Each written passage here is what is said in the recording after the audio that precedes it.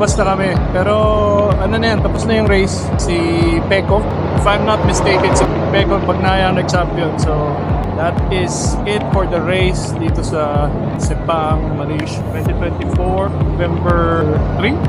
Time check, 4 o'clock. Yung init, in-expect na namin, pero yung ingay, grabe. Sobrang nakakabingi. So try natin doon. May exhibition sila doon. Punta tayo doon sa kabilang side. Nantay ko lang si Ses lumabas. And punta tayo sa kabilang side.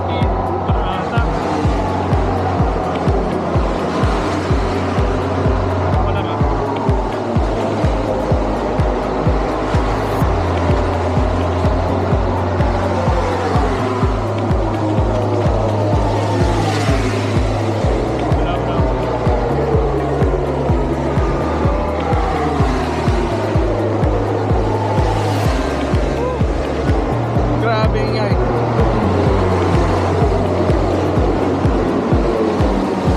Ayun. So,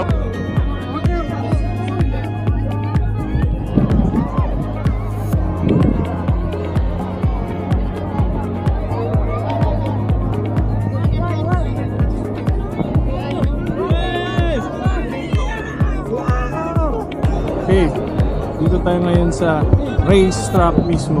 Dito tayo sa starting grid, tapos yung first corner going doon. Yung paddock nandito sa right side natin. Nakita nyo, nandun yung paddock ni Fabio Quartararo. Actually, nasa likod ko yung mga nangaharap. Nakita nyo? Napalitan nila tayo.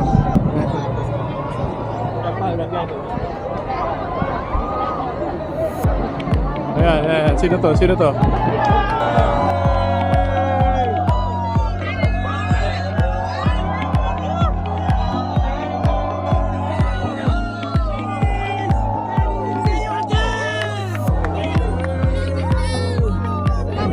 Yun, yun ang sitwating dito after race. Mga tao nasa racetrack mismo.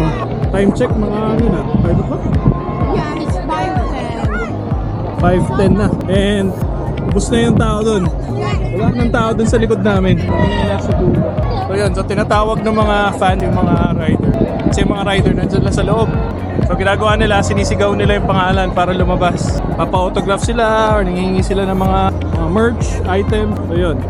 So nandun. Yung mga forward na ano, nandun din sila. Mark Marquez, Jorge Martin, nandun sa likod. Obviously, hindi na sila lumabas kasi galing sila sa press conference. Siyempre, panalo sila. Okay, so ngayon, palabas na tayo ng racetrack. After lumabas ng racetrack, ikot tayo dun sa mga parang mga ano, display or booth. Actually, wala na naman ibang dadaanan. Dun din. So yun, hanggang ma-exit tayo. Alright, so 5 o'clock. Wala ko mga 5:30, baka wala nang tao dito talaga sa loob. So that is it, our Sepang Malaysia MotoGP 2024 experience. Sunset, nasa likod. So, okay na rin, at least na-experience natin dito tayo sa race na. Alright. Again, see you all. Salamat sa mga nanood. Bye. Bye, honey.